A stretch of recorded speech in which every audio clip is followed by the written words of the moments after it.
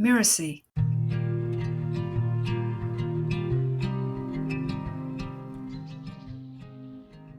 Some children saw Nasruddin coming from the vineyard with 2 baskets full of grapes loaded on his donkey. They gathered around him and asked him to give them a taste. Hi, I'm Lisa Bloom, the story coach, and you're listening to Once Upon a Business. In each episode, we explore a story, a fairy tale, folk tale, or traditional story, so that we can discover the amazing lessons relevant for business and for entrepreneurs. Nasruddin picked up a bunch of grapes and gave each child a grape. "You have so much, but you gave us so little," the children whined. "There's no difference whether you have a basketful or a small piece. They all taste the same," Nasruddin answered, and continued on his way.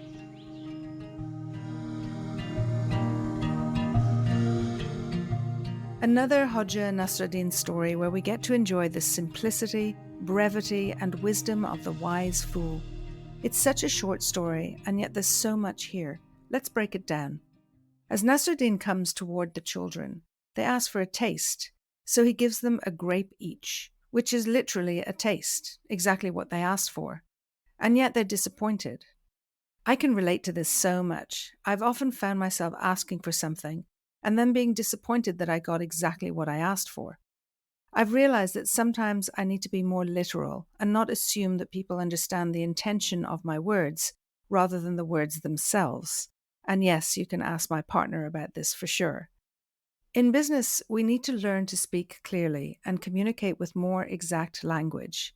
I think this is a lesson to learn when you have a team or even service providers, to be able to ask for the exact outcome you need and try to have your language truly reflect your expectations. That's certainly been a journey for me. So back to the story. The children are disappointed because clearly they wanted more than 1 grape each. When I read this story at first, I thought that Nasruddin was being mean, and I hate meanness. I always remember years ago I worked in a local pub in Dublin. The owner was a fierce man who took a dislike to most people. His daughter was the manager who hired me, so that first night when an older man worked beside me behind the bar, I assumed he was just another random bartender. At the end of the night, he introduced himself as the manager's father, the owner of the pub, and told me that he was just making sure that I was honest and decent, that I was doing a good job. We worked together now and then, and I didn't treat him with any more or less respect than others I worked with, and I was honest. He liked me. On my last night there, he did the unimaginable. He offered me a drink on the house. As he served it to me, he said, "I'll give you one bit of advice. Never marry a mean man. You can put up with nearly anything, but not meanness." So meanness is a thing I've tried to avoid all my life. And here in this story, it jumped out at me. But on second thoughts, I'm not sure it is exactly that. You see, I started to think that this was Nasruddin's wisdom to the children. Don't assume too much when you ask for something. Don't be greedy. Or as my father would say, there's no such thing as a free lunch. Another important lesson for business. It's not easy, no matter who would tell you it is. I believe that building a business is hard and requires realistic expectations and true dedication.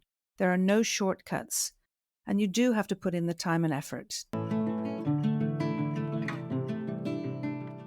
For years, I thought that the next big thing would be the tipping point, that I would publish the book or do the keynote address or launch a program or get that big client, and then everything would be accomplished. The money would pour in and I could rest easy and the business would flow. But that's never been the case. Instead, success has been cumulative. Every milestone counts. All the effort adds up, and consistent forward movement is the only thing that moves the dial. And none of it comes for free. So the children are given 1 grape each. They get to taste how sweet they are, and to know that this is an example of goodness that exists out there. Like in business, when we get a taste of what's possible, it can be the basis for motivating us to create more, to go out and build more, to be successful. So Nasruddin is perhaps teaching the children that they too can go to the orchard and grow grapes. It's the concept of clock building rather than time telling. This is from Jim Collins's book, Built to Last. The idea of teaching a man to fish rather than giving him a fish. If he were to give the children all the grapes they wanted, they would never need to know how to go out and grow and pick grapes for themselves. They would be dependent and lacking in resourcefulness. These are two incredibly important attributes to develop for business: the ability to function independently and the gift of resourcefulness. During my corporate career, my boss Kieran would never just give me the answer to the question I asked. He would always give me the tools or show me the way to find the answer myself. And he was one of the best managers I ever had. I try to do the same with my team. We should all embody independence and resourcefulness.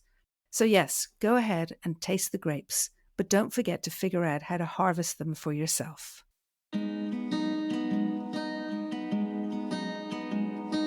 I'm Lisa Bloom, and you've been listening to Once Upon a Business. You can find out more about me at story-coach.com. That's story-coach.com. Once Upon a Business is part of the Mirasee FM podcast network, which also includes such shows as Consciousness Explored and Soul Savvy Business. To catch the great episodes that are coming up on Once Upon a Business, please like and follow us on Mirasee FM's YouTube channel or your favorite podcast player. And if you enjoyed the show, please leave us a comment or a starred review. It's the best way to help us get these ideas to more people. Thank you. We'll see you next time.